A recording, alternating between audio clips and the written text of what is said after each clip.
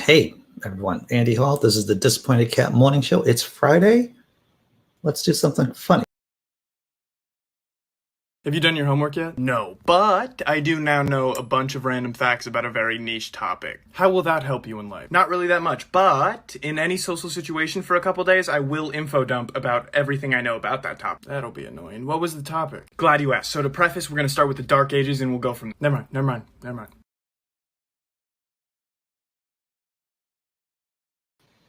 Yeah, that doesn't go away, by the way. That doesn't go away.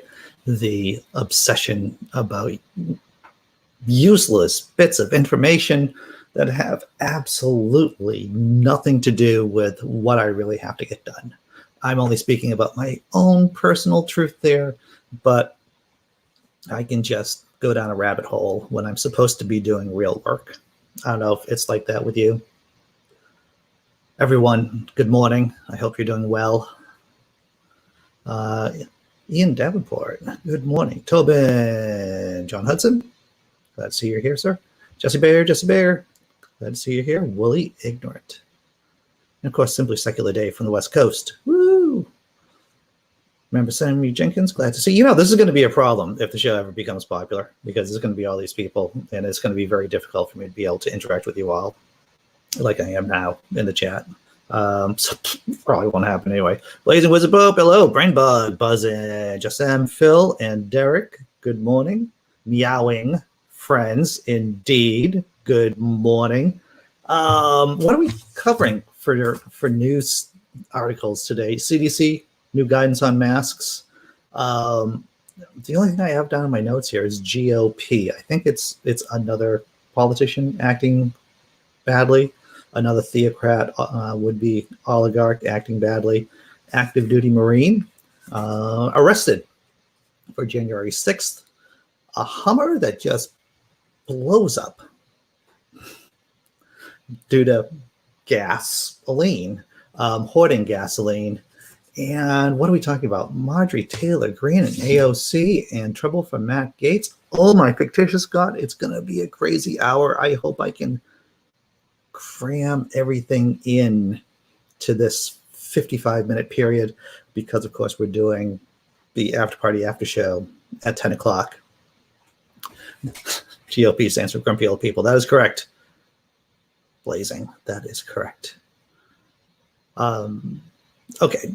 Oh, by then you'll probably have a producer to screw down, and probably a warm-up comedian for the first 3 minutes. So that would be nice. That would be nice. Hey, glad to see that you're here, Kevin Chaos. I did, most of the time, I just share, right, the news articles here on screen, but every once in a while I have to go to print media, right? This is The Economist from a couple of weeks ago. And I don't know if you are like me, but I'm always trying to hear the signal through the noise, because there's so much news that we get every day. And it's a skill, right? It's a skill to be able to pick out the important pieces of information, because 85% of everything is crap. And that's probably a low number. 85% of everything is just noise. And it's really attempting to find out where the signal is here. And I don't know if you know this, but part of what we all do here is try to read the tea leaves, right? I remember when between November 3rd, during the election last year, to January 6th, when I was co-hosting the show with Chris Mallard on this channel, that I was always talking about double death overtime, the time between the election and the time that the electoral votes were officially counted by Congress. I felt like I was pretty spot on for that analysis, to tell you the truth. Pat myself on the back. But I was reading this article about what happens after plagues. What happens, because you may not know this, but we've had quite a few plagues in human existence within modern times too. And the name of the article is Money Machines and Mayhem. And this is like the third to last sentence in this article that I just wanted to read you. Social unrest seems to peak 2 years after the pandemic ends. Once again, social unrest seems to peak 2 years after the pandemic ends. keep that in the back of your head, in the back of your mind, everyone. I am 2 years, because the pandemic's about winding down here in the States at least, and social unrest seems to peak 2 years. So what? 2023? 2023? Yeah, that's what's going to happen. Likely to happen, social unrest. So I don't know what that's going to look like. The other part of this piece also states that workers' rights, workers typically get more rights after pandemics too, for a variety of reasons. But once again, 2023, if the past is indicative of the future, then social unrest peaks in 2023. Something to think about, something to reflect on. Well, I thank you, Jessi Bear, for reminding me and asking people to hit the like button. Hey, can't use your real name, MC Fractal. How you doing? MC Fractal is once again a gifted artist, fractal artist. If you want to drop a link down to your site, MC Fractal, go ahead. You do good work. Always like supporting people who do good work, right? You're gonna need a reminder for that in 2 years. I know what you're saying, Tobin Templeman. Yeah. I try to remember the salient pieces of information, right? I try to log it, try to ram it through my hippocampus. The hippocampus is this part of your brain right here on the side, and it helps log short-term information, and on both sides, and it helps log short-term information into long-term information. Try to cram it through. James Henry says, hey, congratulations, James Henry. I'm getting my first vaccine shot next week, but I'll continue to social distance and wear a mask for the next few years. That's probably not a bad idea, to tell you the truth. All right, so let's do a couple of memes before we get into the news stories. First, I got to find the memes. Here it is. I think this is a horrible idea. Company creates bed frames with building labyrinths to keep your cat entertained while you sleep at night. I do have information on Cat Watch too, by the way, but I'm getting ahead of myself. I don't want my cat to be running around underneath my bed at nighttime, right? My future cat, which I may be getting this weekend soon. I don't know. Company creates bed frames with building labyrinths to keep your cat entertained while you sleep at night. I think that's a guarantee to have a poor night's sleep, to tell you the truth, right? If the cat's used to just running around like cats will do, I don't know. That's wise for a good night's sleep. This is hilarious. Check it out. I think this could be a Donald J. Trump scam right here. Test your stupidity. If you think the election was rigged, insert $100. Now, as you can see, you don't get anything. You don't get anything. You just insert your $100. I thought that was magic.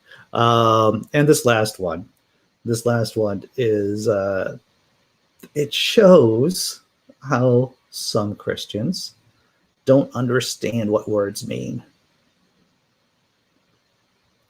Christ freed us to obey, submit, and serve. Christ freed us to obey, submit, and serve. And I think that's really one of the core problems with many evangelicals. They don't understand what freedom means. And that's why when they talk about freedom, what they're really talking about is fascism. Because if you think Christ freed you to obey, submit, and serve, well, you just want to free everybody. That's a horrible idea under your definition of freedom. I'm going to check out the chat before we get into the news stories. The first news story. Yeah, right. Hey, Tobin, I just hit the wrong button. Yeah, Blazing Wizard Pope says, yeah, that underlying labyrinth that we saw in the first meme, that would just end up with cat vomit and stuff. Yeah, poor choice. Well, Jessi Bear, I think that's wise. We don't let the cats in the bedroom because they wake us up all night. Yeah, exactly. I need some sleep. MC Fractal says, cats are the true masters of the art of sleep. Try staying awake at night with two of them purring next to you. Oh, all right. And Imaginary God points out, Christ freed us to be slaves. Yay. Indeed. Indeed. All right. It does sound like a Christian rock song, John Hudson. You're right about that. All right. So what's the first news story? We got a lot of stuff to do. What's the first news story? CDC. Fully vaccinated people can largely ditch masks indoors. I don't know. I mean, that's what the science says. But I don't know. I feel awfully. I live in a liberal enclave, as I've mentioned before, and I've been walking around outside without my mask on, and I feel dirty. I know I'm following the science, but I feel dirty. Of course, I mask up when I'm inside, when I'm in those elevators. But, okay, let's just get to the story. Washington, this is the Associated Press. Links in the description, everyone. In a major step towards returning to pre-pandemic life, the Centers for Disease Control and Prevention eased mask-wearing guidance for fully vaccinated people on Thursday, allowing them to stop wearing masks outdoors in crowds and in most indoor settings. Today is a great day for America, President Joe Biden said during a Rose Garden address, heralding the new guidance. The guidance still calls for wearing masks in crowded indoor settings like buses, planes, hospitals, prisons, and homeless shelters. But it will help clear the way for reopening workplaces, schools, and other venues, even removing the need for social distancing for those who are fully vaccinated. Let's put a pin in this for a minute. We saw the MIT study a week or two ago that shows that social distancing indoors is BS, is that what's more important is if people wear masks in ventilation. So this indoor, I just want to go over this point, that indoor social distancing, though I've done it myself, is largely BS. The CDC and the Biden administration have faced pressure to ease restrictions on fully vaccinated people, those who are 2 weeks past their last required COVID-19 vaccine dose, in part to highlight the benefits of getting the shot. The country's aggressive vaccination program has paid off. The U.S. virus cases are at their lowest case of September. Deaths are at their lowest point since last April, and the test positivity rate is at the lowest point since the pandemic began. Good news. Good news overall. And last, there are some caveats. The head of the CDC, Walensky, encouraged people who have weak immune systems, such as those from organ transplants or cancer treatment, to talk with their doctors before shedding their masks. That's because of continued uncertainty about whether the vaccines can rev up a weakened immune system as well as they do normal, healthy ones. So the new guidance, for those of you who are in the States where more people are getting vaccinated, we're getting teenagers vaccinated now. How do you feel about not wearing a mask? I mean, like I said, I've been feeling pretty okay about not wearing, kind of okay. It's still awkward. It's still awkward walking down the street. Even when you pass like only one person while you're walking down the street without a mask on. You know, for a while I was double masking. Check out the chat.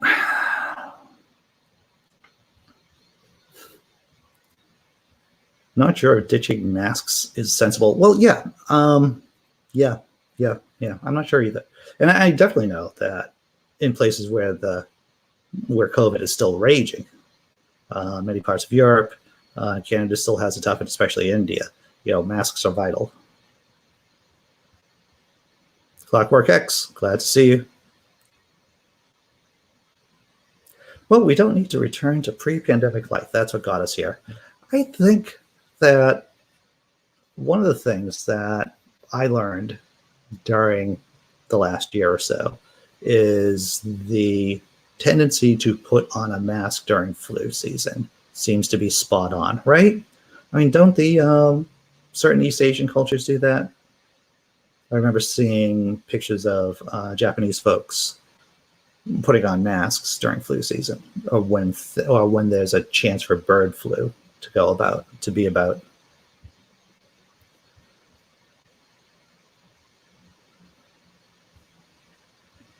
Oh, Dave, Simply Secular Dave says, I had a beer with 4 other vaccinated people last night after work. I forgot how nice it is to socialize with people. Yeah, you know, as many of you know, I love the pub life. I love going into a pub, dark, dank, some pleasant live Irish music being played, hanging out with your friends, and drinking. Love it. But yeah, I don't know if I'm ready for that. And my girlfriend and I, because we're both, we go out and socialize together, of course. And so we're both kind of struggling through this process.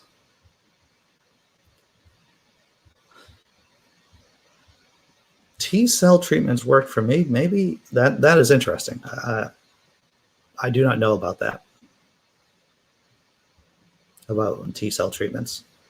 You look cool with a mask on, Dr. Mordecai. Yeah, I don't know. I don't know if this ever looks really cool. I don't know if a mask helps or doesn't help. Last weekend with family, all adults vaccinated, we went mask-free inside. Everyone agreed before the event. That's good. That's good. Blazing Wizard Pope says, masks are not going away here. 1, laws go for everyone. Masks 2, no exceptions. Laws that aren't equal to everyone just are unjust laws. And yeah, because you're immune, you might be a carrier. That's a good point. All right, so what's the next news story? We're going to pivot. We're pivoting. We're pivoting. What are we going to talk about? Matt Gaetz? I'm going to talk about Matt Gaetz. Am I going to show you a video about Matt Gaetz? It's a short video. It's something to make you feel good about the noose, not the noose, the ring of steel, of litigation, of the Department of Justice that is encircling Matt Gaetz, the trouble. Hey, B. All right. A major development in the federal sex trafficking investigation involving Republican Florida Congressman and Trump acolyte Matt Gaetz. We learned the congressman's former associate, his so-called wingman, Joel Greenberg of Florida, whose own criminal case led to the investigation, indicates in the first place he intends to flip and plead guilty Monday and will cooperate with the feds. Gaetz has not been charged with any crime and has repeatedly denied wrongdoing. How are things looking for Congressman Gaetz? Things for Congressman Gaetz just got a little bit darker. We saw in a filing to the court that Joel Greenberg, his former close friend and associate, has decided to quote unquote change his plea. He had earlier pled not guilty, so he will be pleading guilty. Now, pleading guilty does not guarantee that he's cooperating with the government, but that is one of the best ways to ensure that you will serve less time.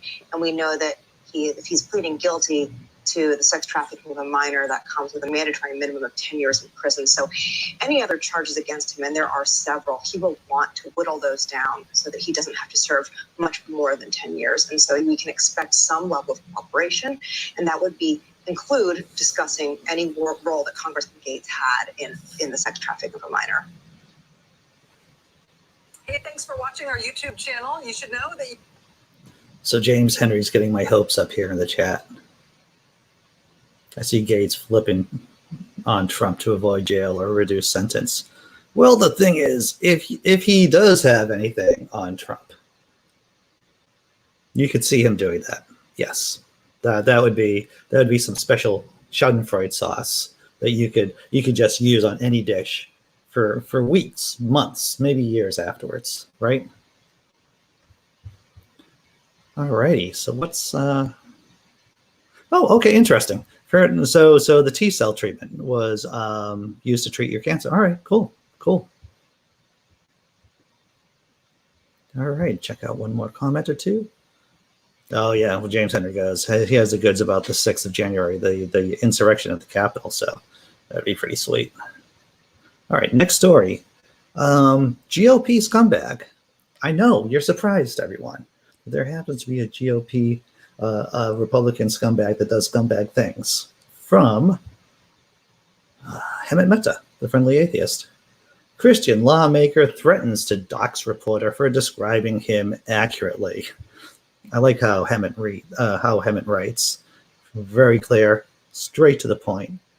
And you're asking me, what scumbag are we talking about here? What Christian theocrat are we talking about?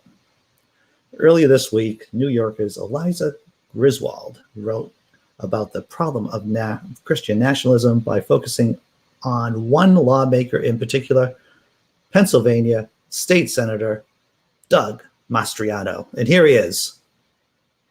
If you're thinking to yourself, what does Christian Taliban look like? We all know what Christian Taliban looks like because we've seen so many of these white supremacist evangelical types on this show. But this is the look right here. Not too bright, mean, just willing to stomp on your rights at the earliest possible time.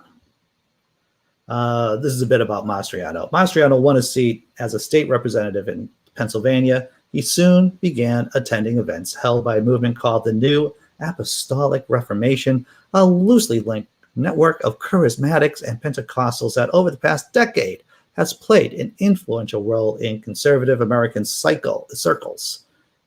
An influential role in conservative American circles. Mastriano denied working with the group. Many members believe that God speaks to them directly. That's a good sign. And they have been tasked with battling real world demons who control global leaders. Bills that Mastriano supported in the legislature would have been mandated teaching the Bible in public schools and would have made it legal for adoption agencies to discriminate against same-sex couples, among other things. So, part of a group that believes that God talks to them regularly and that real-world demons are influencing world leaders. Here's one more twist that won't bother many white evangelicals over the weekend. Before that New York article was published, Mastriano went on Facebook Live and complained that he'd be victim of a hit piece. In the process, he threatened to dox Griswold by releasing screenshots of her stuff. I don't know what that is, like a move, like her emails.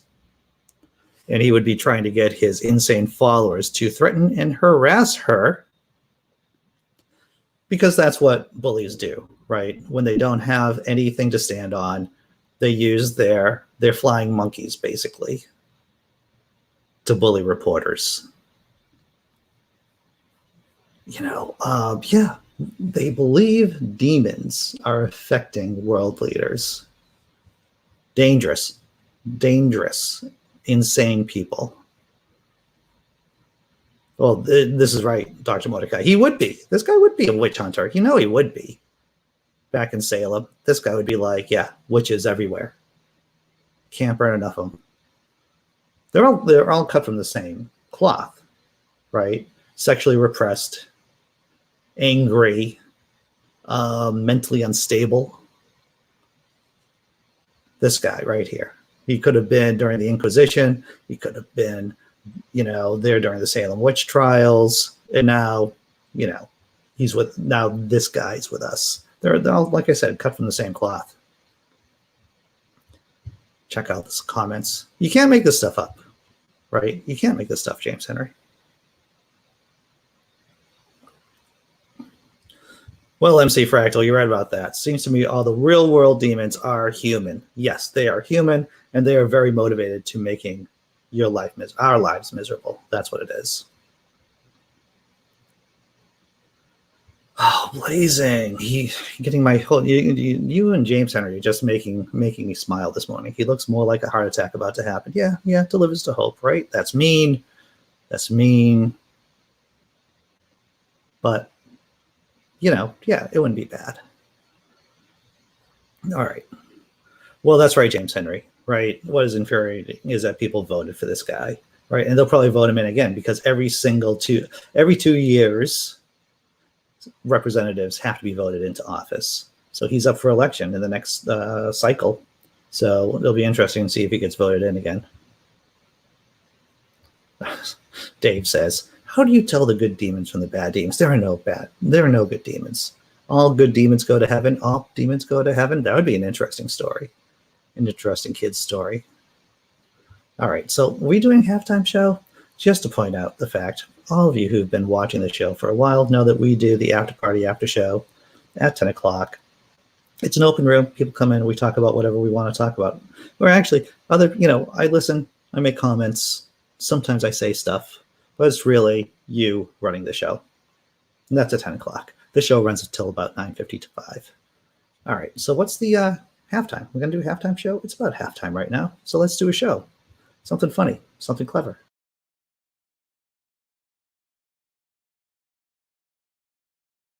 best way to get a manicure is to just find yourself a tiny kangaroo. To just really work your hands over. There we go. Get under the nails if you can. That's the spirit. My little friend. Oh yes. Oh yeah. Oh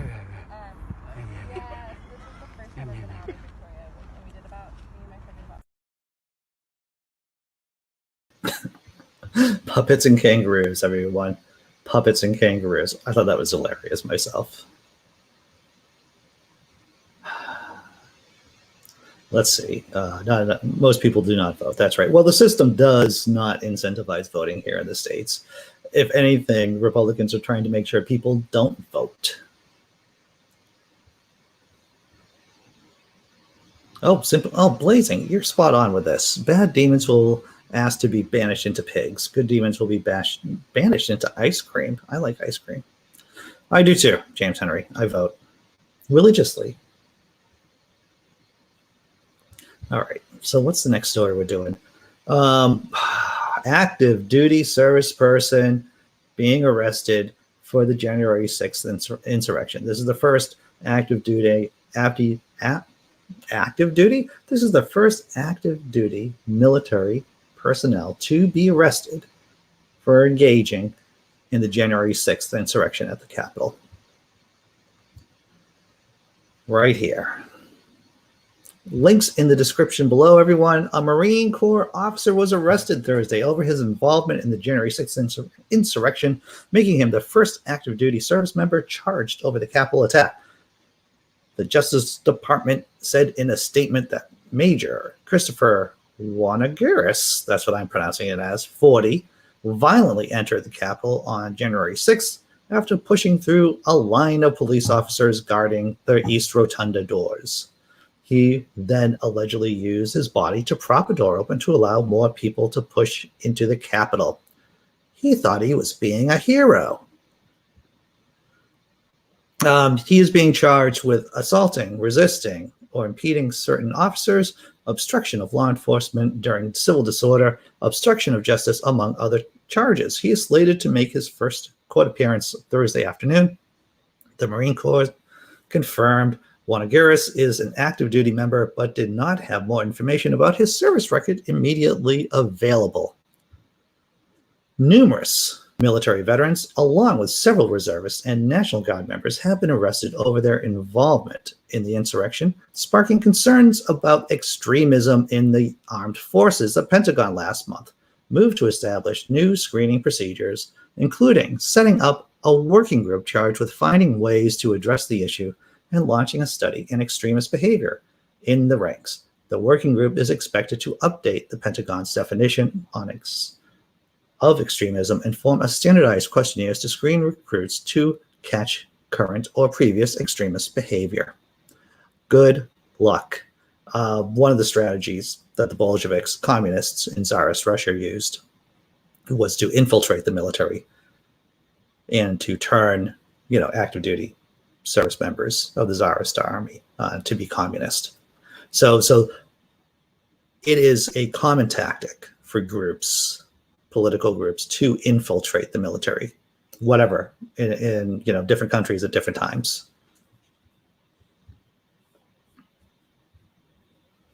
Well, it was a horribly, it was a coup attempt.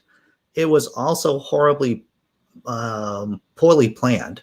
It's exactly what you would expect from Donald Trump, as against to other military coups or other attempted coups, which were much more planned out. This was a coup light. This was just a coup that poorly planned out, and the seeds of its, and what were the goals? They weren't going to stop the vote. They were going to do show trials. They were going to execute people. It was a mash. That's what it was. I am I don't have a lot of experience with majors. My dad was a sergeant in the army during Korea. He was a terrifying guy, to tell you the truth. Crazy. And we've talked about this before, everyone. Whenever there is a long conflict, a long military conflict, people come back from war with head injuries and with trauma that gets undiagnosed and untreated, and they are set out into the general population. Whenever there is a major conflict and soldiers come back, you see an uptick in anything from serial killers to political extremism. You have a bunch of people with skills and the will to cause trouble. And this is the problem with having all these eternal wars going on. Thank my fictitious God that Afghanistan is ending, right? Even though it's only, I think, 2,500 US troops, thank my fictitious God that's ending. The less violence we have committed by our armed forces on a grand scale or on any scale, the better we off here at home.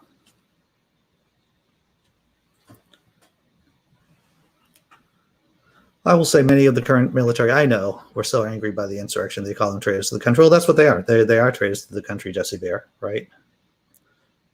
And tons of people with untreated PTSD. Yeah, it is a positive feedback loop of insanity. You have people, military personnel coming back after like minor head injuries with poor executive functionings, who can't modulate their own thoughts or feelings, and then they get radicalized by Q.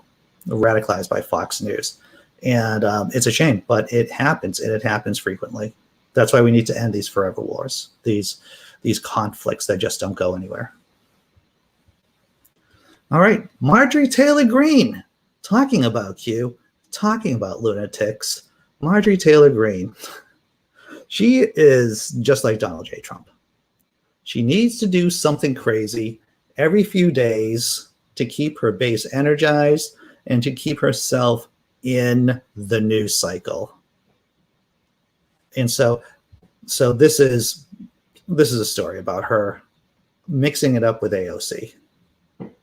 Gonna share the screen. Give me a second. All right, maybe more than 1 second. All right. Here we go.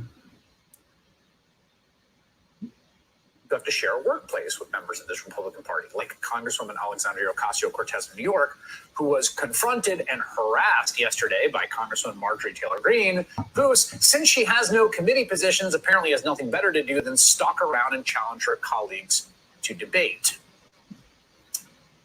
Washington Post congressional correspondent Jacqueline Alamany witnessed the interaction between the two congresswomen firsthand. She's the author of the Post's early morning newsletter, Power Up, and she joins me now. Jackie, since you were there, will you just sort of tell us what you saw? Yeah, Chris, appreciate you having me.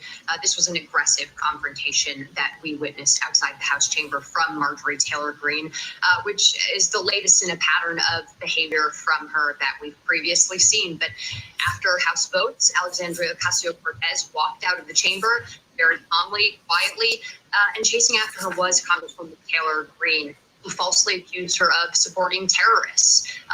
And we witnessed this, my colleague Mariana and I, we witnessed her shouting, "Hey, Alexandria," twice over in an effort to get her attention in a very aggressive and confrontational tone.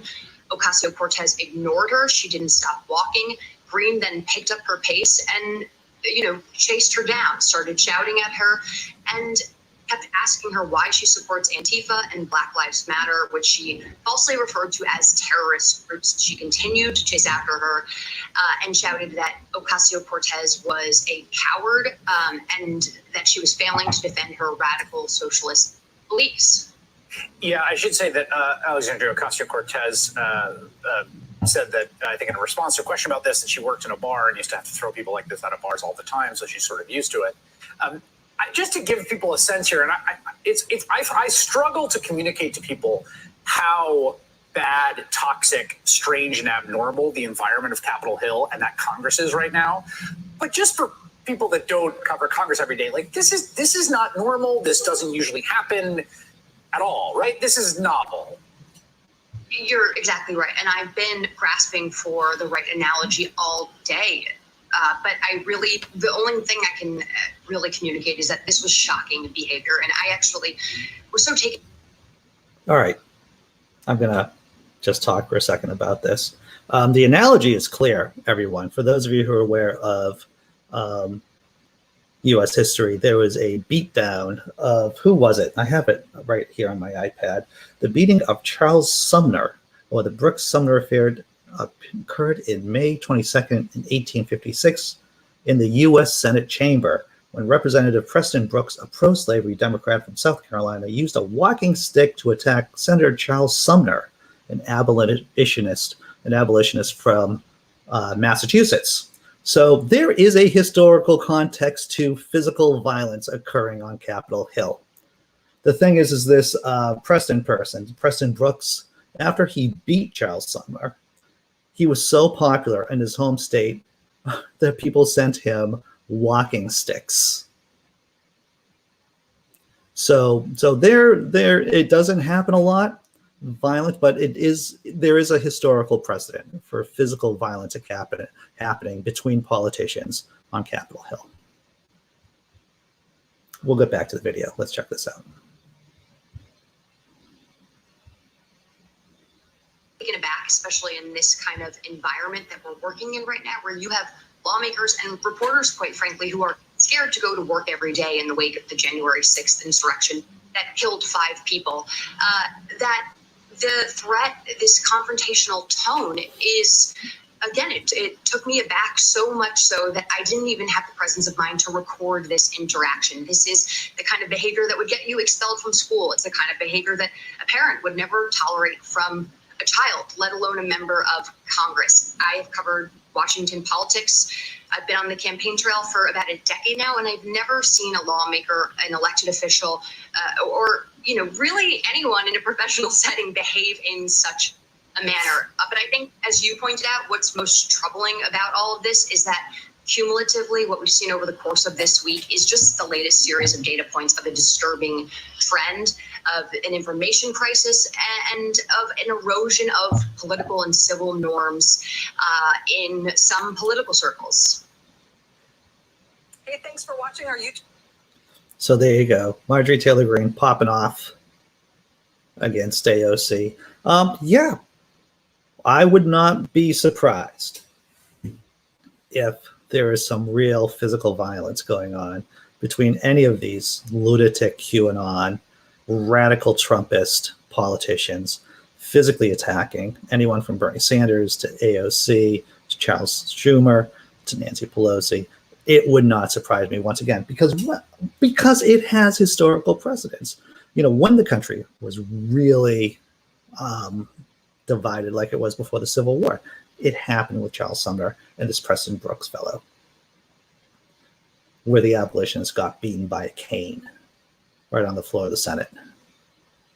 And Greene is just trying to raise her own flag, right? This is all just hype. Once again, she is taking pages from Donald Trump's playbook about, she knows she's up for re-election.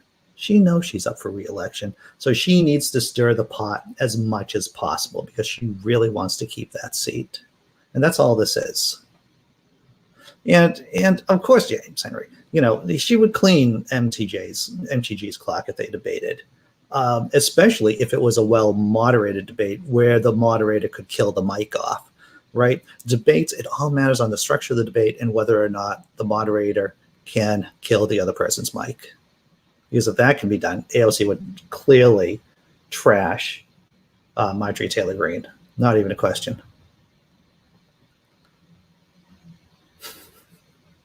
Okay, so all right, I'm going to paint a story. I'm going to give you a tease, and then I'm going to ask you a question.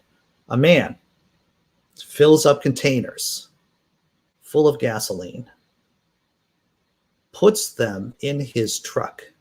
Now, the reason why the man does this is because he's afraid he's going to run out of gasoline because of the pipeline shutdown.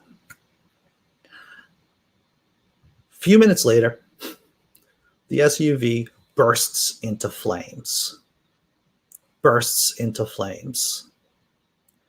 Now then, chat, can you tell me what state is this man from?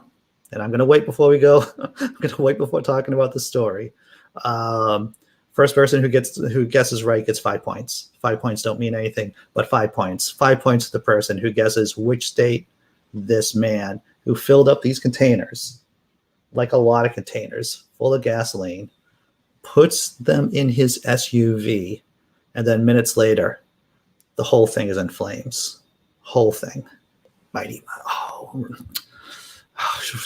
I'm sorry. Remember, Sammy Jenkins, your congratulations, sir. It was Florida. It's Florida. Everyone else, there's no wrong answer. Everyone's going Florida. 5 points to remember Sammy Jenkins. Florida. Good guessing. Mighty Mouse, Lee Spanner, Willie Ignorant. It's all Florida. It's all freaking Florida. I'm going to show you the picture first, everyone. I'm going to show you the picture of the vehicle, right? Here it is.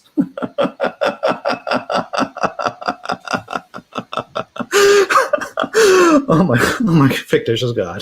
Here's the name of the article. Hummer burst into flames just after driver filled up containers of gasoline in Homosassa, firefighters say. Link to the full story below in the description. Here it is.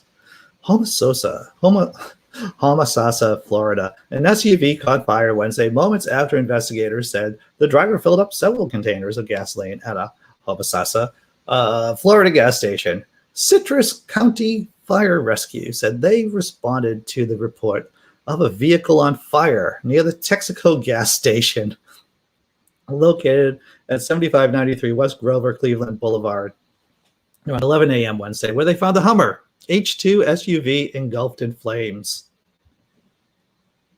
The fire rescue officials said the driver had just filled up 4 containers at the gas station and stored them in the back of the Hummer. Maybe not the best idea. Firefighters were able to extinguish the blaze within 10 minutes. It's unclear how it started. How it started was that he filled 4 containers, and they were probably shady containers, right? I'm not saying the guy used trash bags, though. There have been people using trash bags, right, for gasoline. But even if you use like legit containers, gas cans full of gasoline, and you just throw them in the back of your SUV, it might be hot out. I don't know. There's vapors. It's the vapors that'll cause the explosions, right? Yeah, the cause of this was the gasoline in the back of his car. I don't think you have to be a scientist to figure that out. Citrus County officials said one person was injured but refused to be transported for medical treatment. The Florida State Fire Marshal was on the scene to conduct an investigation, and the Florida Department of Environmental Protection was notified and will coordinate cleanup of the fuel spill, fire rescue said. Florida man strikes again. Florida does not disappoint. Woo woo! Those 5 points are the best thing I ever won. Yeah, well, Sammy Jenkins, you earned it. You earned it. Mighty Mouse. Yeah. And this guy probably has kids, or he might have had a friend who's like, dude, why are you doing this? You don't have to panic buy the gas, and it might be kind of dangerous to put it in the back of your SUV. And he's like, no, fake news, QAnon, Marjorie Taylor Greene. I don't know. He said, and then he just went off to torch his own SUV. I'd love to see the insurance report. Exactly how this guy calls in to his insurance agency, right? About it. Hi, my car went on fire. And they say, well, how did that happen? Do we have a police report? I want to go to Florida, but I'm frightened. I've been to, there's Florida and there's Florida. There is the panhandle of Florida, which is more Florida. And then, around Orlando, where it's a touristy area, things are a bit less Florida-ish, more touristy. But from what I understand, I've been down to Florida a number of times, it's the panhandle where things get pretty squirrely. But there's a lot of craziness in Florida overall. Right, exactly, blazing. I can think of 1,000 things starting the fire. The most likely static electricity from the carpet. And it's the vapors, once again. It's the vapors that can just, the static electricity. There's vapors all in that little back of the SUV, and it all just lights up. James Henry goes, I don't know. Once again, I would like to just listen to the conversation between this guy and his insurance agent. So you put how many containers of gasoline in the back of your Hummer?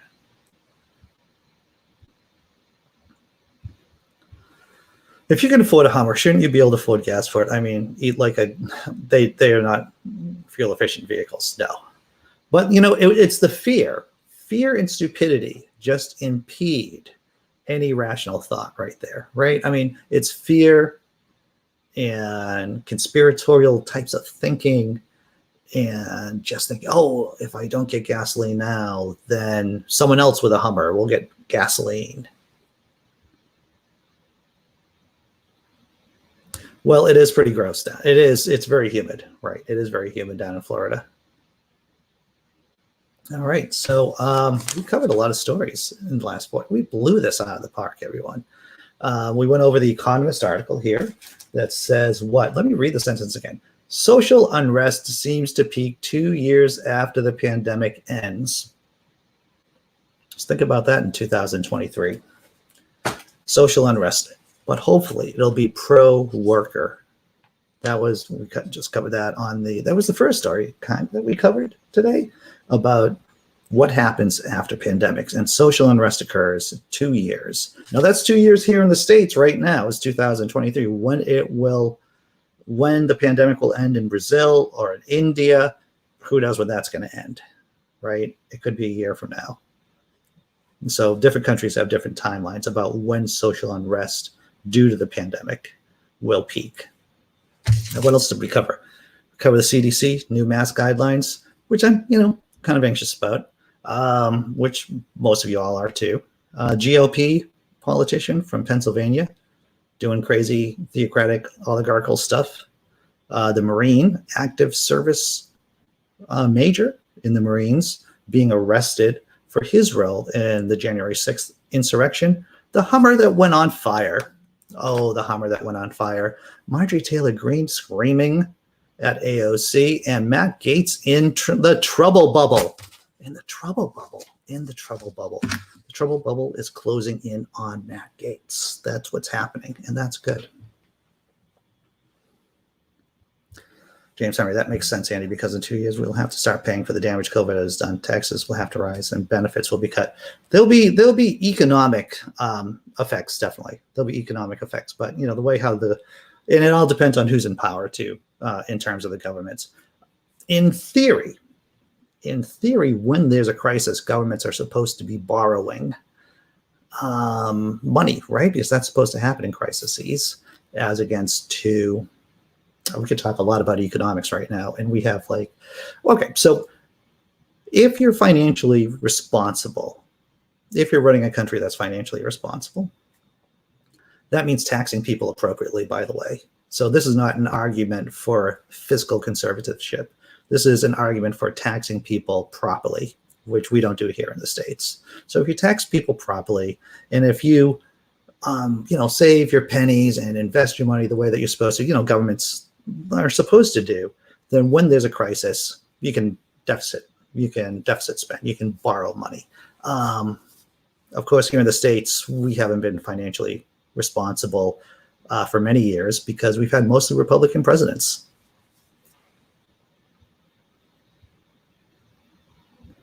All right, so yeah, let's do something funny and put a bow on this thing.